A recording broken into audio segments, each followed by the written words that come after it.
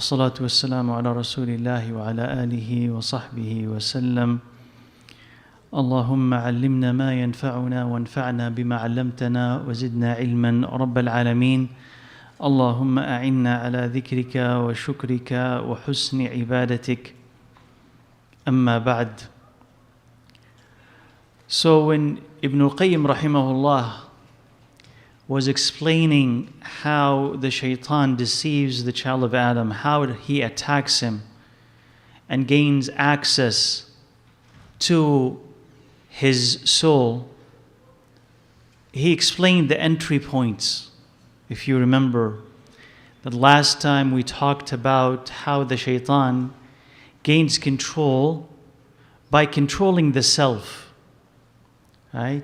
And marrying the self to its desires. So it's hard to separate from it until he can direct it whatever way he wants it. So that's the first, let's say, line of attack. Then he talked about another entry point, which is the eye or the eyes. And then he talked about the ears, and we kind of explained that last time, and how he gets into the heart through them and then ruins it, and how he tries to spoil any good thing that can come to you through them. So in a sense, vacated of all righteousness, block any righteousness, and then flood it with falsehood, flood it with sin, until it destroys and ruins the heart. So he's going to continue, inshallah, now by talking about the last of those entry points, and that is the tongue.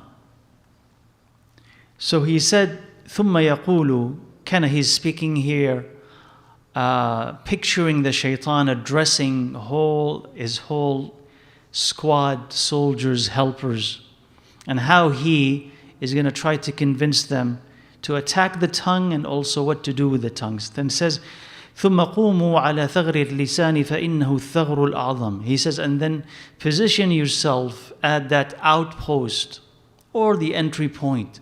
That is the tongue, because this is the greatest entry point. This is the greatest position that you should take control of.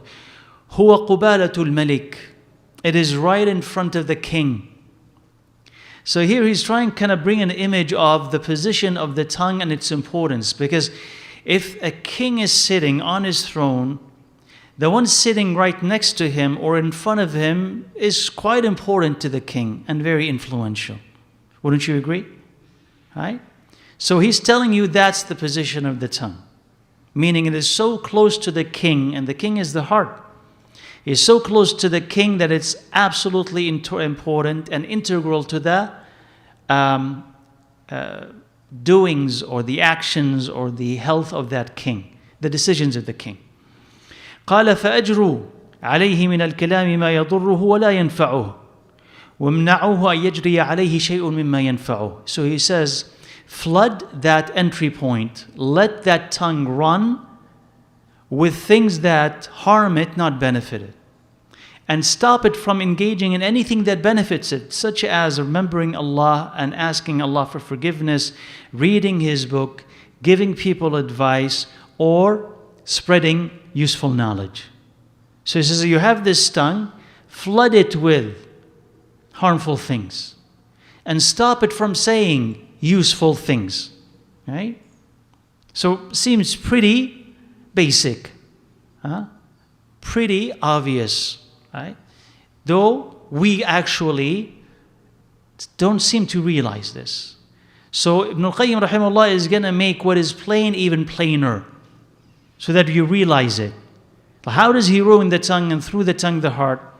So he says, وَيَكُونُ لَكُمْ فِي هَذَا الثَّغْرِ أَمْرَانِ عَظِيمًا. He says, by being positioned in that location, try to do one of two things. It doesn't matter which of the two you'll be able to do. التَّكَلُّمُ بِالْبَاطِلِ. He says, let him engage in falsehood, speak falsehood. Because the one who does that, he's one of your brethren, and he's one of the greatest soldiers and helpers you have. So he's your brother. If he is able to spread falsehood with his tongue, he's a shaitan just like you. Because what does the shaitan do? Spreads falsehood. So if you can convince him to spread falsehood like you, you made him your brother. He says, but if not, as-sukutu anil haq. If you can't help him to engage in falsehood, then I want you to try to at least stop him from speaking the truth. Right? فَإِنَّ السَّاكِتَ عَنَ الْحَقِّ أَخٌ لَكُمْ أَخْرَسٌ. Because the one who is silent and does not speak the truth, he's a mute brother of yours. So he's a brother, but he just can't speak. But he's also your brother. The first one is a speaking brother. This is a mute brother. But both of them are brothers. And maybe the second one sometimes is more beneficial than the first. Like, because he does not speak the truth when he's supposed to, he can actually help you more. Right? He's very passive. He doesn't want to endanger himself. He doesn't want to risk anything. He doesn't want to be criticized. So he lets things go. He says he's your brother as well. He says, أَمَا سَمِعْتُمْ قَوْلَ النَّاصِحِ. Have you not heard the saying of this wise counselor who said, the one who speaks the truth is a speaking devil, and the one who is silent, he's a mute devil. So here the shaitan is trying to say, or Ibn al-Qayyim, he is trying to say that whichever of the two he convinces you to do, you're one of his helpers. Because the basic, essential mission of the believer is what? That he should give advice. He should stop evil. He should recommend what Allah loves and dissuade people and convince them not to follow what Allah hates. This is how the truth is spread. This is how he becomes stronger. You cannot be strong if everybody around you is weak. Can you? You can't. So in order for you to be strong, you need everybody around you to be strong, right? How do you strengthen those around you if you do not push them to follow the truth? So if you fail to do this, then you have been weakened. So if you cannot convince, let's say, your spouse, your children, your parents, your neighbor to be righteous, and they follow the opposite path, then you are weaker because of it. And the shaitan is stronger because of it. So a believer, as a believer, has this obligation to speak the truth and denounce falsehood. And if you don't, whether you're part of the first or the second categories, you promote falsehood, or you don't say anything against it, then you're aiding and helping the shaitan. Right? Now, here is sometimes a dilemma, because someone may ask me, and it's a very legitimate question, do I have to speak the truth all the time? I mean, it's very hard to do that. And is it always wise to speak the truth no matter what? We say no. Sometimes being silent and being quiet is the wiser thing. Sometimes speaking the truth leads to greater harm than good. So you're going to tell me then, how do I know? You see, that's the dilemma. It's not always easy. But the way that it becomes easier to understand all of it is through what? Through ilm, knowledge. Meaning knowledge of Allah's revelation. What did Allah say? What did the Prophet ﷺ say? The more you know of that, the more that you'll be able to know when to talk and when not to talk. So that type of knowledge. Also knowledge in terms of knowing the benefits and the harms of speaking or not speaking. And the third is having taqwa of Allah Azza wa Jal. That is, you fear Allah. And also you fear Him enough that Allah is guiding you to know when to talk and when not to talk. Then that's how you know. And when you're in doubt, you consult those who have knowledge. Ya Shaykh, Ya Imam, so and so, I'm in this situation. Do I talk all the time? And then you understand from him when it is good and when it's not, when it's beneficial and when it's not. But overall, if speaking the truth leads to more good than harm, then yes. If speaking the truth or denouncing falsehood leads to more harm than good, then no. Right?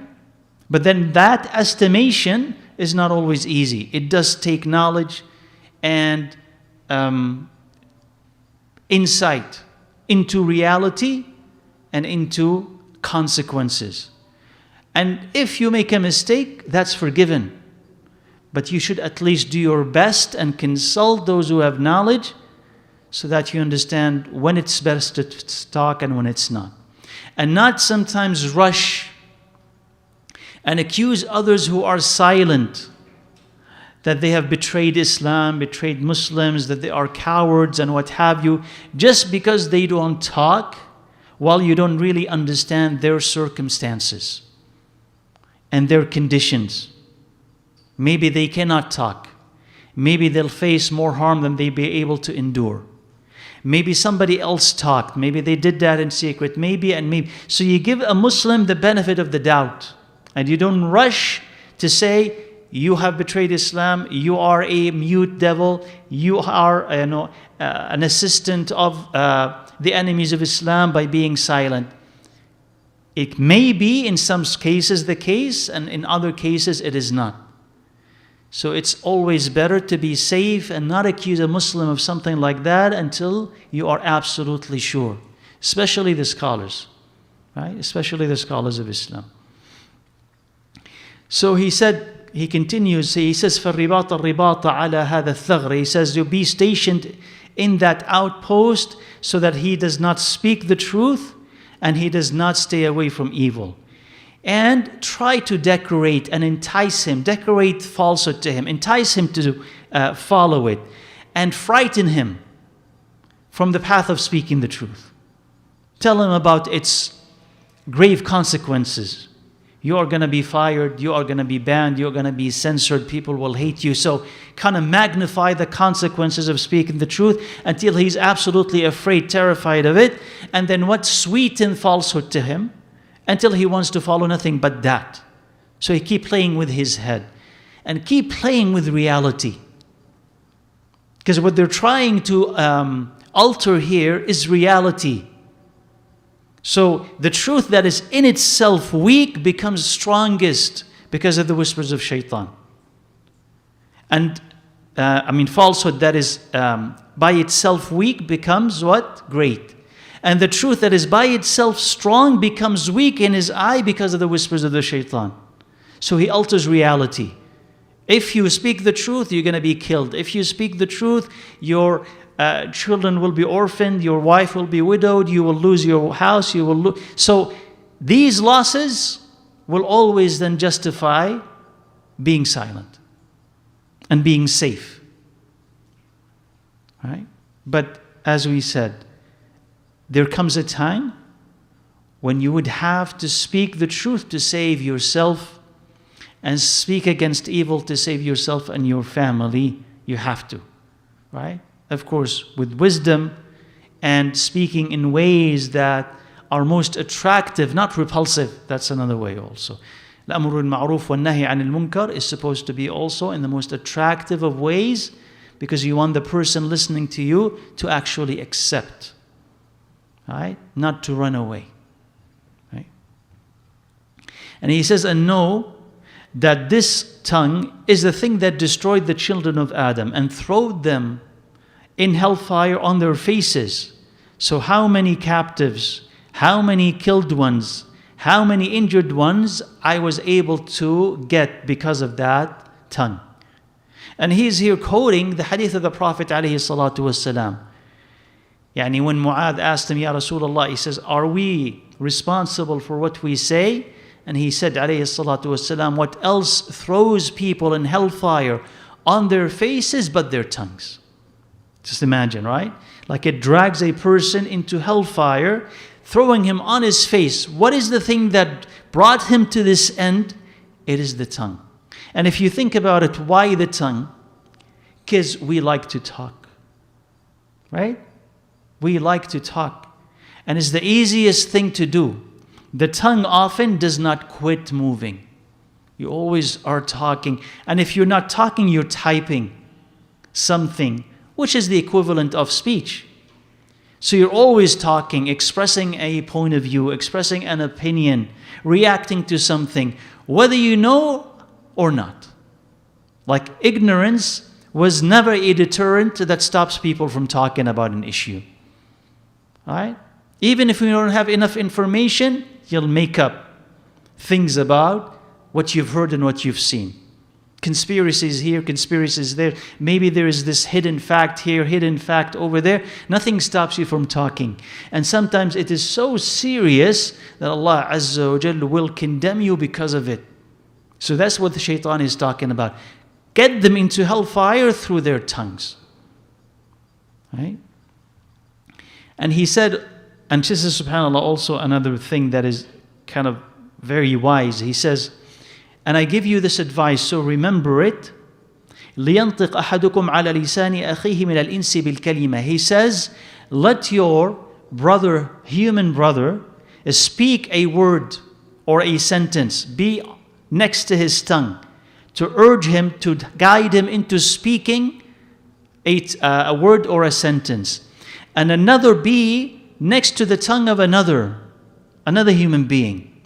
And let him express his admiration for what that person has said.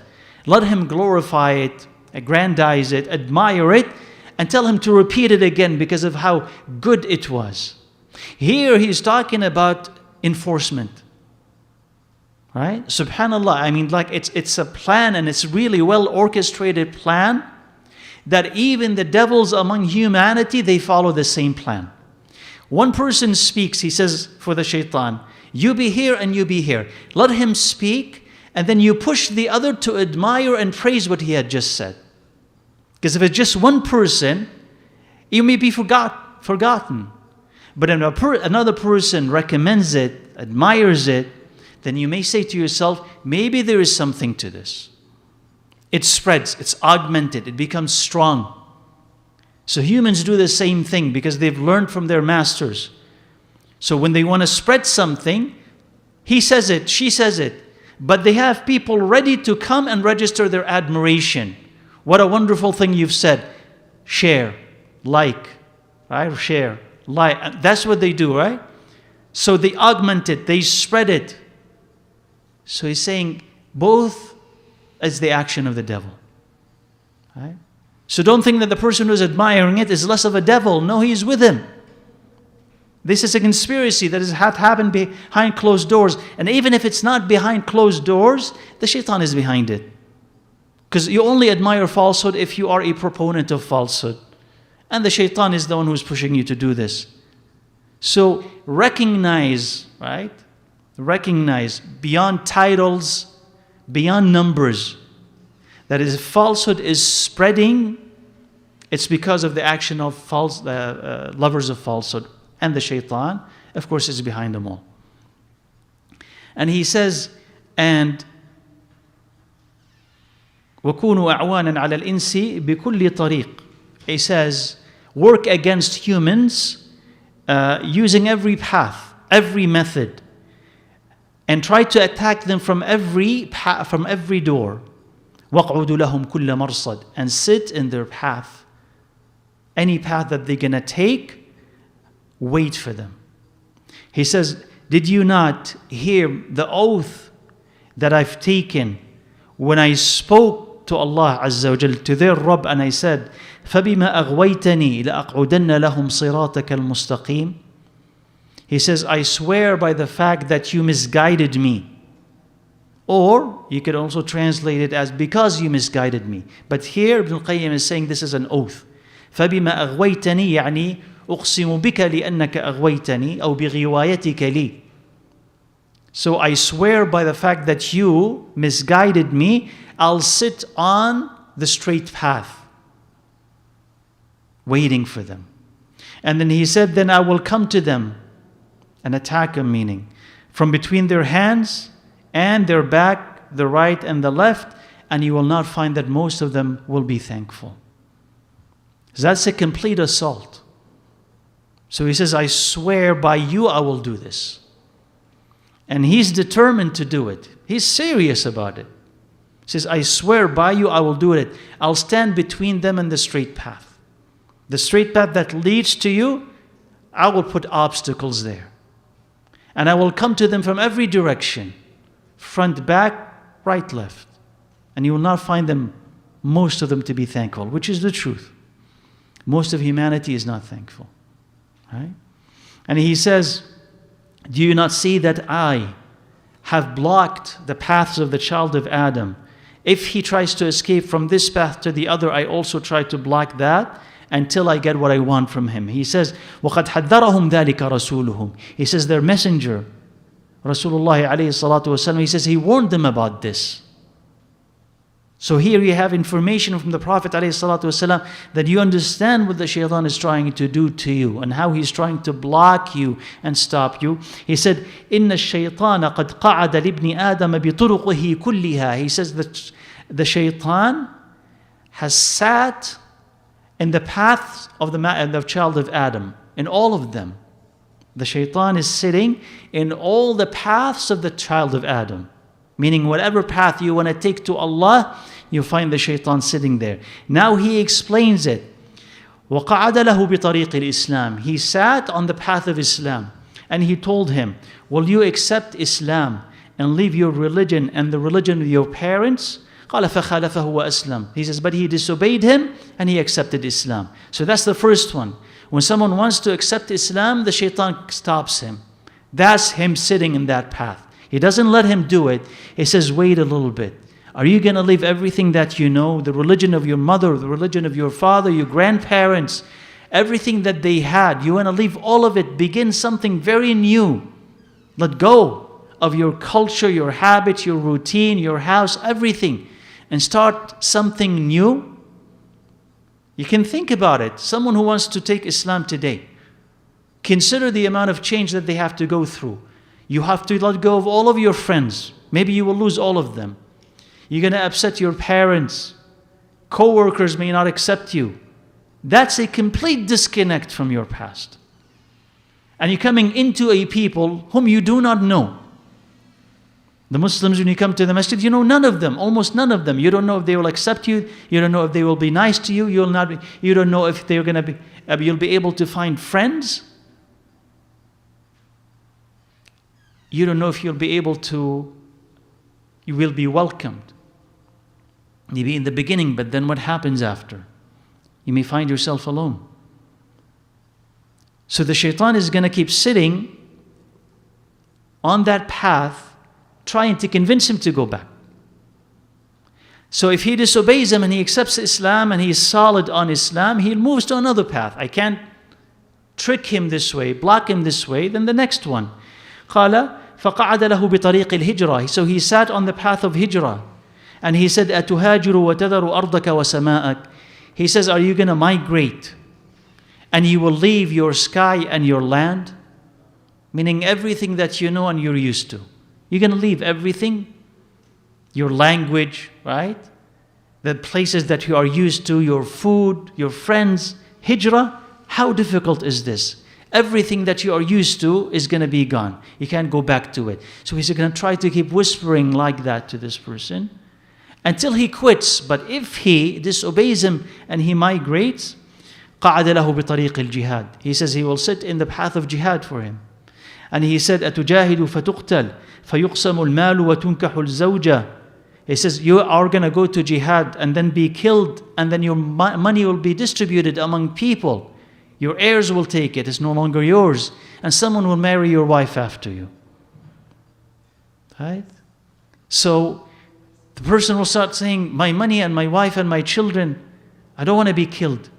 So subhanAllah, he's going to try to convince him in whatever way to forgo of Allah's obedience. So he's going to keep blocking and blocking and blocking and blocking every path. And he said, so he continues, Ibn al-Qayyim, he says, and so sit and block every path of righteousness. And so if one of them, he continues, if one of them wants to donate, so block the path of donation and say to him, أتخرج المال فتبقى مثل هذا السائل وتصير بمنزلته أنت وهو سواء. It says, you're going to donate and become like this beggar who is asking you for money.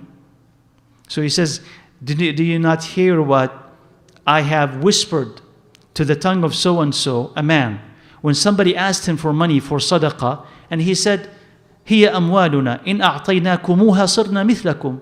He says, this is our money. If we give you our money, we'll be like you. He says, you see the whisper of the shaitan over here? Which is what? He says, he's telling him, This person who's trying to ask you for money, what's the difference between you and him? He says, the money that you have. Otherwise, you'll be a beggar like he is. So if you give him your money, you will be the beggar. Why should you give him anything? He says to look at that whisper. As if really the only thing that is stopping you from becoming like him is just the money that you have right there. That's your protection, not Allah. Right? It's not Allah who's protecting you. It's not Allah who's giving you, but what you have in your hand. So when He convinces you to love this money more than anything else, you will never give it up. Whereas the believer is supposed to disobey Him and say, no, if I give, Allah gives me more.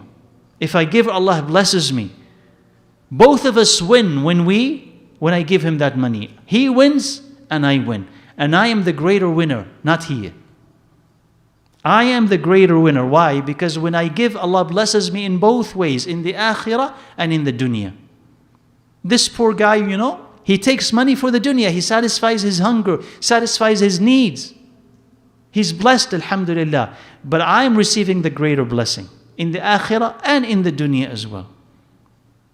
So if you are smart enough, you'll be able to repel the whispers of the shaitan. But if not, he will block you from following anything that pleases Allah Azza wa Jal. And he says, and also stop him from going to Hajj and tell him that this is a frightening, dangerous path, that you may lose your life, you may lose your money. Yani once upon a time, Hajj was like this. It was risky. If you travel, first, it's a very long travel, hard travel, arduous travel. So you may die on the way. And it's not only that, it's also unsafe. People may rob you, people may stop you. You actually may die. So some of these journeys in the past, when you go to Hajj, you may actually not come back. So he'll say to himself, you know how hard it is? And today he'll tell you what, it's not about safety today. But it's about what? You know how expensive it is? You know how hard it is? You know how hot it is? Why should you do it? So he'll convince you to delay it, at least delay it. If not reject it, delay and then delay and then delay and then focus on other things and spend your money elsewhere so you don't have enough money to go to Hajj. So that's his plot. He says, and so try to do this with every path that takes him to Allah Azza wa Jal. ثم قعدوا له على طرق المعاصي فحسنوها في أعين بني آدم وزينوها في قلوبكم. He says, and also sit on the path of every sin. But here not to block it, but to invite him.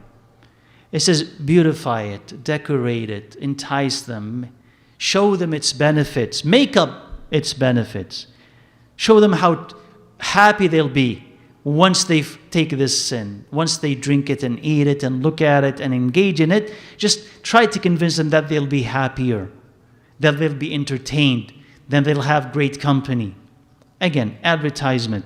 And he said, وَاجْعَلُوا أَكْبَرَ أَعْوَانِكُمْ عَلَى ذَلِكَ النِّسَاءِ فَمِنْ أَبْوَابِهِنَّ فَادْخُلُوا عَلَيْهِمْ فَنِعْمَ الْقَوْمُ هُنَّ لَكُمْ. And he says, and elicit the help of your greatest help, which is women. He's talking about women against men. So the greatest helper will be against men will be women. He says, فَمِنْ أَبْوَابِهِنَّ فَادْخُلُوا عَلَيْهِنْ. From that entry point, from that door, you'll be able to enter their fortifications.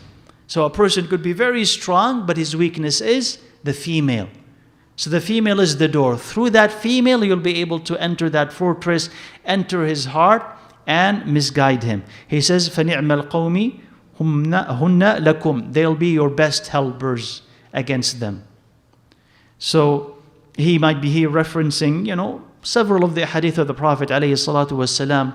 One of them where he said, مَا تَرَكْتُ بَعْدِي فِتْنَةً أَضَرَّ عَلَى الرِّجَالِ مِنَ النِّسَاءِ. He said, ﷺ, this is both narrated by Bukhari and Muslim, I have not left behind me a fitna of greater harm to men than women. Right? And this is not a condemnation of women, right? But this is what? To point to men and to women the effect that women have on men. So that they could do what? Save themselves from it. So men could save themselves from it, and women make sure that they are not a source of fitna. It's a dual responsibility. It's not, oh men, women are a source of fitna, and then women do whatever you want. Then how are we Muslims? How are we brothers and sisters? How are you watching out for me and I'm watching out for you? How are you supporting me? If when you leave your house, you beautify yourself and decorate yourself as if you are a bride, right? How is this helping other men and other women? Then now, by doing that, dressing up, putting on makeup, perfume, high heels, tight clothes, revealing clothes, and you leave the house. And that's a description of some women who wear hijab, by the way. I'm not even talking about women without hijab. No. Some women who put on the hijab and they do all of this. A lot of makeup. Okay? And perfume. And tight hijab, tight clothes, high heels. And even that hijab that they're wearing, it's not really covering the whole head, not the whole neck, not the whole body, not all of the hands, not all of the feet, nothing. You could see, you could almost tell the shape of the body. That's not a hijab. So if you're someone who leaves your house like this, then know you are harming every person who's looking at you. And you're harming yourself. Every person who's looking at you and is being tempted because of it, every man, you're carrying his sin. Right? You're carrying his sin. And that's why he's saying, you are the best helpers against men. You are an agent of demolition in society. You are demolishing society when you do this. You're destroying it. And when other women will see this, you are tempting them as well. And sometimes you don't pay attention to the fact that you are also a source of fitna to other women as well. Why is that? Because when you're that beautiful, and that is supposed to be reserved for your husband, when you're that beautiful publicly, other women who are trying to be closer to Allah, when they see this and how you attract attention, the shaitan will whisper to them, you also want attention, isn't it? You also want to be beautiful. You also want to get married. You also want to feel like a female. You also want to be appreciated. So the hijab and the niqab and the jilbab and all of these things, they are restrictions. And she starts feeling that they are really restrictions. Or when you go out without makeup, you look old, you look pale, you look this, and look how beautiful she is. And everybody acknowledges it because they keep looking at her. Nobody's looking at you. And that's, again, the shaitan working against you. And using you, when you're like that, using you to undermine people's iman and undermines people's practice, people's faith. So you're an agent of destruction when you do this. It's better that you stay home. Because it's haram for you to leave like this, even to leave to the masjid. It's haram for you to do it. Right? And so many, a lot of women, not so many, I don't know, a lot of women who come to the masjid, they're guilty of this. Even those who come to the masjid, they're guilty of this. And we say, alhamdulillah, at least Allah Azza wa Jal spurred you, motivated you to come to the house of Allah Azza wa Jal. But at the same time, where are the manners of coming to the house of Allah Azza wa Jal? Where are the manners of leaving your house? Do you want to come to the masjid and have Allah be displeased or pleased with you? And these are things, if you just think about it, are easy to let go of. It's easy not to put makeup on. Is it that difficult? It's easy. You just take the first step and then it'll be easier the next time and then the next time and so on. And khalas, Allah will make it easy for you. And ask Allah to make it easy. Do you have to wear tight, revealing clothes? No. Do you have to put perfume on? No. But leave your house righteously so Allah Azza wa Jalla could bless you. So Ibn al-Qayyim is saying here, it's important, right, to preserve the tongue first, and it's also important for you not to spread falsehood. And before we leave here the tongue, because he's going to stop talking about the tongue now and move to something else, it's important here to realize that your tongue and how you talk, what you say, reflects the state of your heart. Right? So there's a hadith on the Prophet ﷺ that says that, or that emphasizes the soundness of the heart and tying it to the soundness of the tongue. It says, لا يستقيم إيمان قلب حتى يستقيم قلبه ولا يستقيم قلبه حتى يستقيم لسانه. He says a person's iman is not straight until his heart is straight, and his heart is not straight until his tongue is straight. So we often see the connection between the heart and the tongue in terms of what is in my heart will be on my tongue. That is true. But we fail to see that what I say on my tongue or with my tongue affects my heart. We don't see that reverse direction. So the first direction, which it says is absolutely true, they say about it that the tongue is the spoon of the heart. You know how if you have plate of rice and you have a spoon, the spoon can only scoop what is in that plate.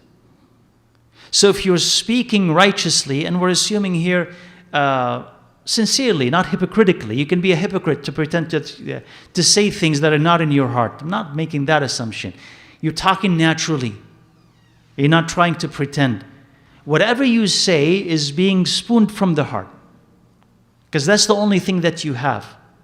So what you like, that's what you talk about. What you hate, that's what you talk about. What you worry about, that's what you talk about. It's a must, right? So that's one direction. And your tongue will reveal to people who you are and what matters to you and what you like and what you hate.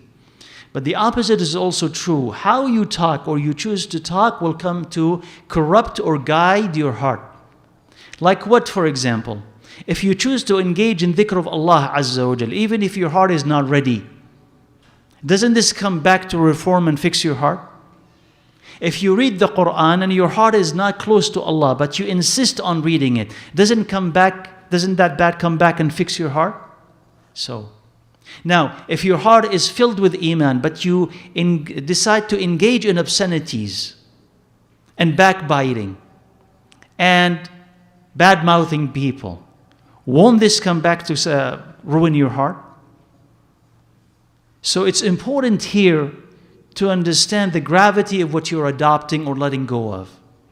So if you start adopting obscenities, things that are common on the tongue of non-Muslims, either because you're around them, at school, co-workers, you hear them talk this way. So you're so used to it, you start adopting it. Start talking like them. And because you hear it often, you think there's nothing wrong with it. So obscenities run on your mouth just like water.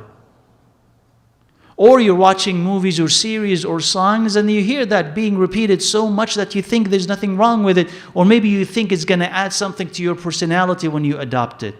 You will be somehow more accepted or somehow better as a person. So you adopt it. It is going to ruin your heart. And it's going to change your personality. And it's going to make Allah Azza wa Jal hate you more, not love you. So you have to cleanse. All of this is to say what? You have to cleanse your tongue, clean it like you clean your body. And notice if you're saying something wrong, you stop. Like this F word that everybody, or not everybody, a lot of people use it whether there is need or not. Right? It's part of every sentence. You can't use it. You can't use anything that is haram, that is obscene. Because if you do this, you will downgrade and denigrate yourself and your heart will follow. And you will be like those whom Allah hates, not those whom Allah likes. So instead of that, you occupy your heart with Allah's remembrance. Astaghfirullah, subhanallah, la ilaha illallah. And that is the thing that will come back to fix your heart. If not, then the shaitan will convince you to adopt things that will ruin it. And you are around people, right? In a society that is not righteous. So you're likely to pick up from it unrighteousness. So you have to be careful not to do this, right? And go back and protect yourself and protect your tongue so that you could protect your heart as well. And that is also, a good lesson for those who say, it doesn't matter what I do, it doesn't matter what I say, my heart is good. As if the heart is immune and nothing affects it. We say that is absolutely false. What you say affects your heart. What you do affects your heart. Where you are affects your heart. And Allah Azza wa Jal is the ultimate judge, right? We're not qualified to judge ourselves. Allah is the one who judges us. If we are the ones who are going to judge ourselves, all of us will be where in the last day? Jannah. Everybody will be in Jannah, including the disbelievers. Right? Isn't it? Even the disbelievers, if Allah will say, you judge yourself and tell me where you want to go, everybody will be in Jannah. So we are not qualified to judge ourselves. Allah did not leave it to us. And we're not qualified to judge other people as well. Allah did not leave it to us. He is the one who is going to judge. And if we are to judge in this dunya, He gave us the guidelines. This is how you're supposed to look at things. Not the way you want to, the way that Allah Azza wa Jal wants it from you. Right?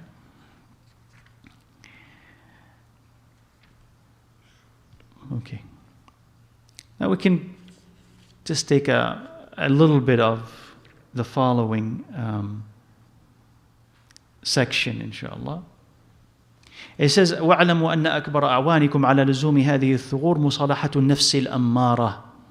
It says, and know that if you want help to continue to occupy those outposts and have command of the eyes and the ears and the tongue and the soul, if you want to do that, then reconcile yourself or reconcile with the nafs that commands evil. So assist it and seek its assistance and supply it and seek supplies from it and be with it and wage war with it against an-nafsul mutma'innah, the assured self or the contented self. So he's here talking, rahimahullah, about the different nafs, stages of it or conditions of it. So a nafs moves between being ammara bis-su', commanding evil, to being lawama, one that blames itself, to being al-mutma'inna, the one that is in tranquility, at peace, contented.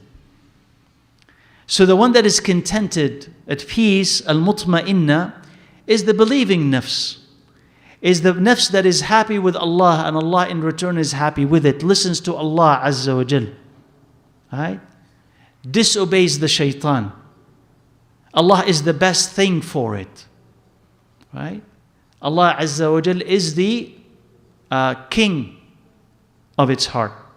That is al-mutma'inna. Why is it mutma'inna? Because it's at peace. If Allah tells it to do something, it will do it. Stay away from something, it will, and it's happy. If Allah decrees that it's going to gain something, it thanks Him. That it's going to lose something, it's patient and praises Allah Azza wa Jal. So whatever happens in this dunya, it's happy with it and it's waiting for the ultimate happiness when it meets Allah Azza wa Jal. That is al-mutma'inna. It's at peace. It's not agitated. Right? It's not attracted to the dunya and running after it. No, it's at peace. And that is the greatest prize a person can get when they follow Allah Azza wa Jal, to be at peace. Right? Nothing disturbs him. The dunya, of course, is going to make you sad and happy and you're going to lose stuff, but you will regain your balance. That happens, but you come back to your balance and you'll be at peace. And that is the greatest ni'mah.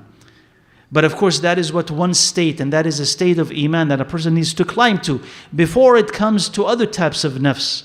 The nafs as a nafs, by default, inna nafsa la'ammaratun bis-su'. By default, it commands evil. You have good in you, yes, but you're attracted to the dunya and you are greedy and you are selfish and you are ignorant. So what can you expect from someone who's greedy and ignorant and selfish? What? I want this dunya and you don't know what do you want from it, but you just want more of it and nothing will satisfy you. and you are willing to break the law and hurt other people to get it. So what do you expect from such a person? Now this person is every human being around you. Everybody around you, by default, that's the person. So now look at the world around you and tell me that that surprises you, the condition that we're in. Because this is what a humanity is. So that is what al-ammara. Now if a person graduates and disobeys the shaitan and listens to Allah Azza wa Jal, he migrates into a nafs that is lawama, blames him. Why did you do this haram? Why did you not repent? Why did you not take advantage of this good opportunity? So keeps blaming him for the good that he had missed and the wrong that he has done. And then from that he can graduate to become mutma'inna. And you could go up and then slide back and then slide back even further and then climb again and then climb. You can do this. But usually you will occupy one more than the other, right? So here he is saying what Ibn al-Qayyim, he says, get to that nafs that commands evil.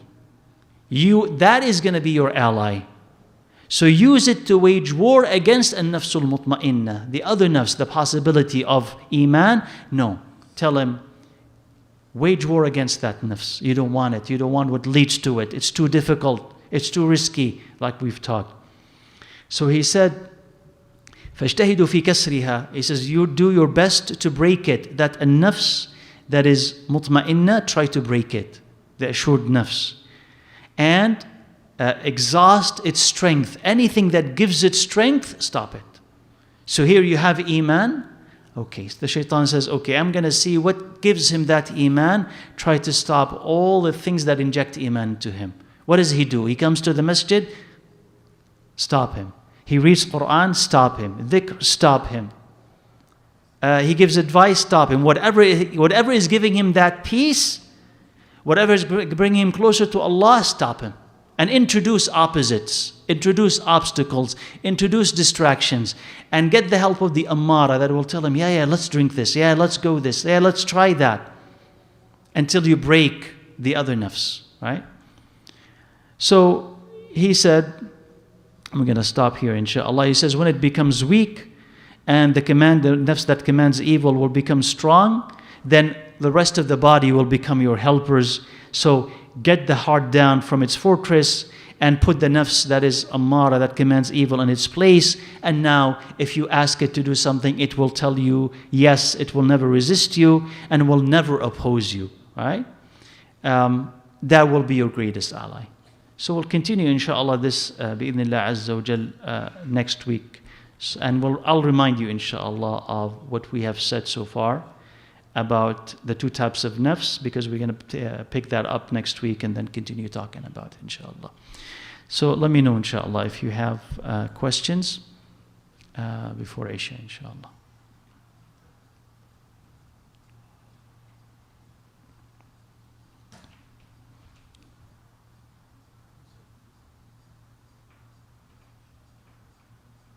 Okay, so the question here is, isn't Allah Azza wa Jal, doesn't He have control over everything? Why is Allah giving shaitan the power to mislead Allah's creation? Right? So you're right in first noting that Allah Azza wa Jal has control over everything. Now, Allah Azza wa Jal, if He had wanted, He would not have even created shaitan. Right? So the existence of shaitan is by Allah's permission. And the actions of shaitan are by Allah's permission. And there is wisdom behind it. Because where is the test if there is no alternative? You are in this dunya, لِيَبْلُوَكُمْ. Doesn't Allah Azza wa Jal said, لِيَبْلُوَكُمْ أَيُّكُمْ أَحْسَنُ عَمَلًا, so that He could test you who among you has the best of deeds. So this is very plain in the Quran that your existence on this earth is a test. Right? Where is the test if there is no temptation and if there's no alternative? So Allah will say this: if there's no competition, then what? We're going to do what Allah wants. Where's the test? So the test has to be there because there's an alternative way and there's a tempting path away from Allah Azza wa Jal. And that's why Allah created the shaitan. And that's why he gave him that power. And that power, by the way, إِنَّ كَيْدَ الشَّيْطَانِ كَانَ ضَعِيفًا. The plot of the shaitan is weak. Because even though Allah Azza wa Jal gave him the power to mislead, He told you exactly about what He wants to do and how He's doing it. And He told you about the consequence of what happens to you if you follow and what happens to you if you disobey shaitan. So He told you everything. This is how He will attack you. And this is how He gains access to your life.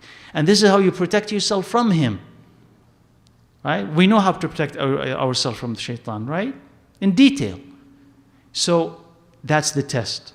So it's not that he does this in opposition to Allah Azza wa Jal. No one can. But it is part of the test that Allah Azza wa Jal wanted everybody to go through. And this is Allah's wisdom. I don't have time to go through why is it that we have to go through a test. You have to submit to Allah Azza wa Jal, whether you understand it or not.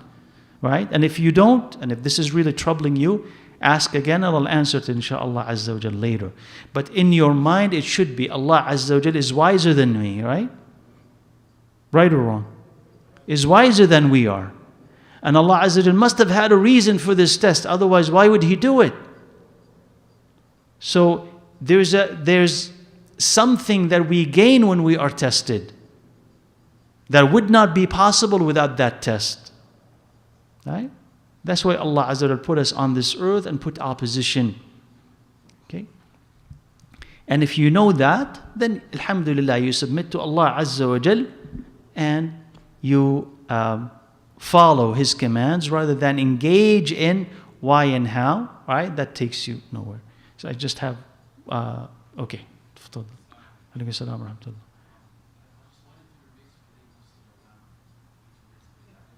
And nafsul lawama, the nafs that blames you. Lawama can't continuously blames you. He says, so they said in his explanation, Wallahu a'lam, he says, you will forever find the believer blaming himself. Why did you say this? And why did you do that? So a nafs al-lawama is a nafs that does things and comes back to blame itself for doing it. Or does not do things and blames itself for not doing it. So the believer is always in that state also, asking himself, why did you or why didn't you? So this is al-lawama. Through that, ultimately, he will reach a level where there is what? That peace and mutma'inna. But that usually is the end. Right, wallah. Somebody, yeah. A nafs that commands you to do righteousness. So, suggest, yes. So, if that nafs is listening to its fitrah, then yes, because it's inclined to the fitrah. If it's a nafs that is righteous enough to have an angel next to it, then the angel will inspire you, just like the shaitan will inspire you or whisper, right, to do evil. The angel will inspire you, will put that thought into you or that urge into you to do something good. Naam. So how do you attain that? A nafs that helps you is by being close to Allah Azza wa Jal, by dhikr and by dua and by the Quran. Then you'll bring the angels closer to you and they will remind you to do good. So the influence of the shaitan is weaker and the angels are stronger. But you will never escape the influence of shaitan. The test is always there. Now. Alaikum as-salam wa rahmatullah.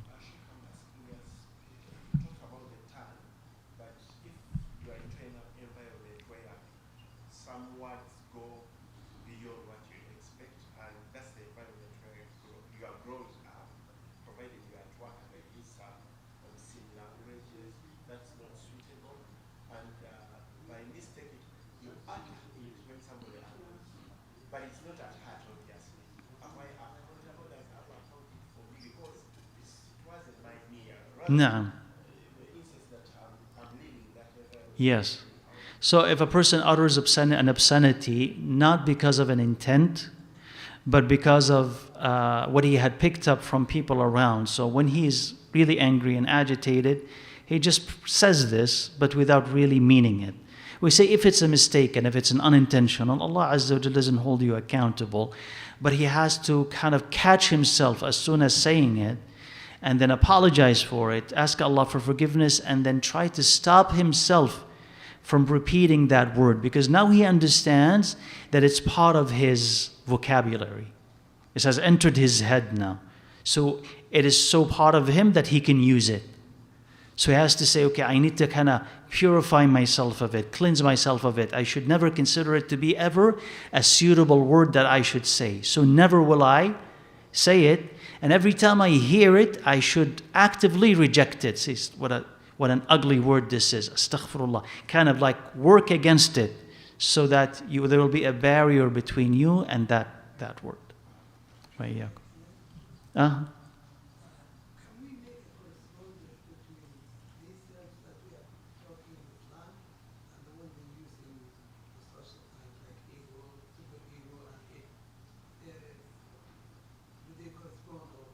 No, they don't. No, they don't. Because that is talking about conscious and subconscious. This is not about the subconscious, or they're not talking about something primal. They're talking about things that you are aware of, but things that transition between lack of iman to some iman to strong iman. So they don't correspond to that. And these are just things that are theoretical. The ego and the superego and the id and all of these things, these are just theoretical to understand the self, but had not been demonstrated scientifically. No, just theory. تفضل, I'm sorry. وإياكم. I understand the intent of the book. No. And the intent of Ibn Qayyim. No. But sometimes what I get, for example, this topic that we're going through, which is about where the shaitan, the entry points, about the ear, the eyes, sometimes it looks like the Shaykh puts a lot of emphasis on the power of shaitan and the tricks that he has. Yet, for some reason, the omission there, when the Shaykh mentions the ayah about the shaitan making an oath, then what the Shaykh omitted is the fact that shaitan himself admits that إِلَّا عِبَادَكَ مِنْهُمُ الْمُخْلَصِينَ. No. So, without that balance, somebody may come across and think that shaitan has a lot of too much power, and we're at the mercy of shaitan. So how do we balance? Or do you see that balance missing? Right. No. So I mean, your question is kind of repeat kind of the gist of your question. The question is about how do I attain balance from listening to Ibn al-Qayyim rahimahullah, because it would seem that he is emphasizing the power and the plot of the shaitan, maybe perhaps too much, that it seems that we are too weak in front of him. And he may not have mentioned, at least so far, has not mentioned that those who have sincerity escape the plots of the shaitan. إِنَّ عِبَادِي لَيْسَ لَكَ عَلَيْهِمْ سُلْطَانٍ إِلَّا مَنِ اتَّبَعَكَ مِنَ الْغَاوِينَ. He says, my ibad, you have no power over them except the misguided who follow you. So Allah Azza wa Jal said, you have no power over them. So Ibn al-Qayyim here, he is talking to a specific, if I understand your question and what he's trying to do, right? And Allah knows best ultimately. He's trying to talk to humanity, or a group of humanity that has drowned in sin so much that they're captives, and they don't appreciate that they are captives. They don't understand the plots of the shaitan and the severity of what is happening to them. So he has to scare them. He has to wake them up, and he has to shake them, right, in order for them to realize that this is something that is really serious. And once they realize that they need this, and they have been tampered with and plotted and against and all of this, then he offers the solution. But not until they panic, not until they realize that something bad is happening and the shaitan is attacking us from all fronts and we're asleep. And then when they panic and when they wake up, then he offers the medicine. Wallahu a'lam. Yeah, tafadhal.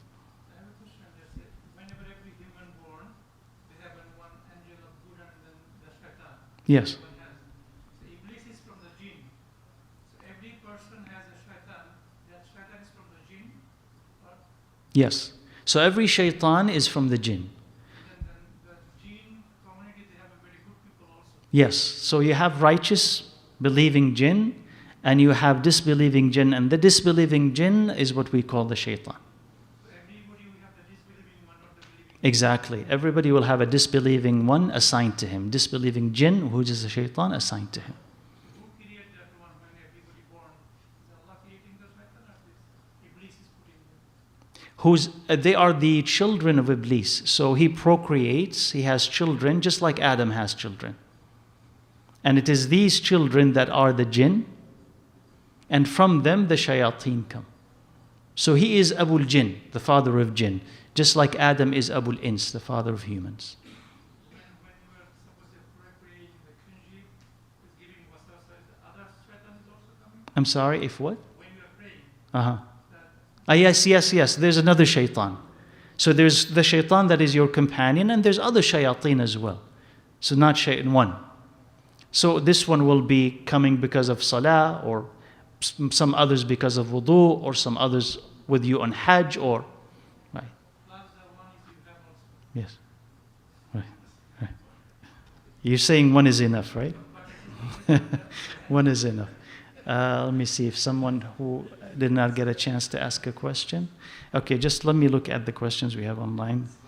Is one allowed to pray in congregation in the masjid if he and others come late to the masjid? He prayed, or must he pray individually? So can someone pray in congregation in the masjid after the first jama'ah? There's disagreement of opinion about this. So after the first jama'ah is over, can you have a second jama'ah? There's disagreement of opinion about this. I would say ask the imam in the masjid that you're in. Wallahu a'lam. That's the safest, easiest. This one, subhanAllah. I have a Muslim friend and she has a daughter and she wants to marry an atheist. Must she disconnect from her daughter if this happens? She doesn't have to disconnect from her daughter, and she doesn't have to disown her. Because if she disowns her, what's going to happen is that she's going to be worse and worse. But she has to put some distance between her and the daughter. And they say, if you marry him, this is not marriage. He's an atheist. So I won't visit you. I will not bless this marriage. I will not accept it. But don't completely disconnect from her. Because hopefully, if there is some communication between you and her, you could pull her back.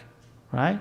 But if you completely disconnect, she could become an atheist and she can completely forget about you.